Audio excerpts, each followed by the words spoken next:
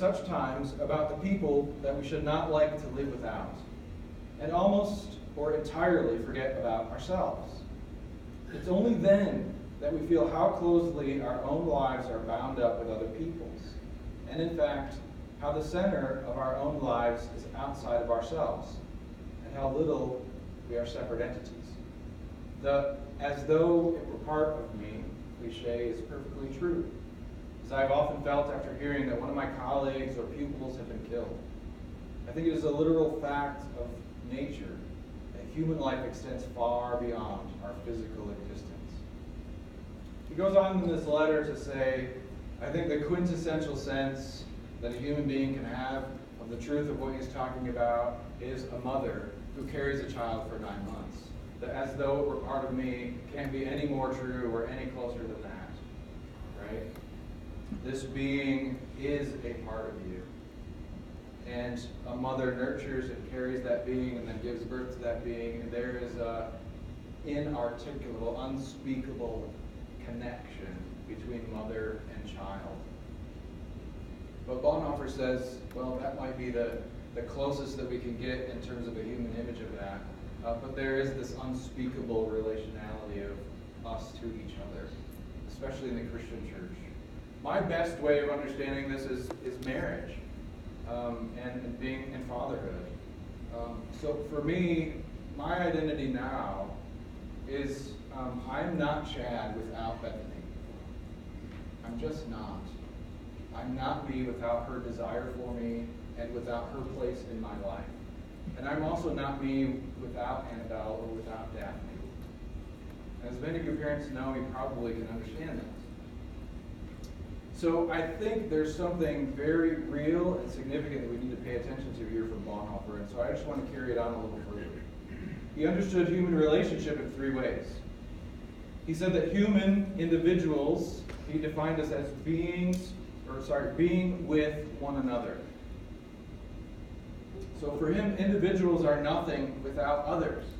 The very term individual is derivative on the fact that I am a person in relation. Right? It doesn't make sense without the presence of others. He says that we're human creatures. That is, we're created, but that we are beings for one another. So notice here the purpose of it all, the teleology. God created us for a reason. So this is from his creation and fall, which is a theological commentary on Genesis chapters 1 to 3. He says, freedom is a relationship between 2 persons. Being free means being free for the other, because I am bound to the other. Only by being in a relationship with the other am I free. It's a very different way of thinking about freedom compared to our American context, where my freedom is to go and do whatever I want on my device to escape the reality that I dislike at this present moment. There's a certain betrayal of our relationships to others when we decide that the reality inside the glass screen is more important than the reality behind the eyes of the person sitting next to me. The last way that Bonhoeffer thought about it is the church as Christ existing as community. He writes this in his Ethics: the church is nothing but the part of humanity in which Christ has really taken form.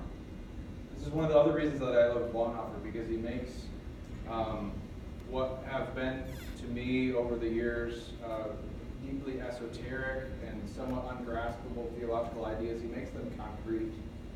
And he helps me understand exactly what I'm a part of, so that I can maybe articulate it better to the people that I get to teach. So I mentioned this earlier, the church is the paradigmatic form of community on earth.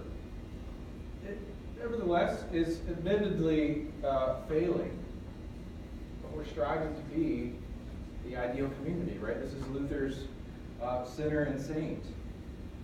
But really, at our best, we should be the most hospitable, the most forgiving, the place of unconditional love, service, acceptance, presence, prayer, generosity, etc. And the world should know us by those fruits.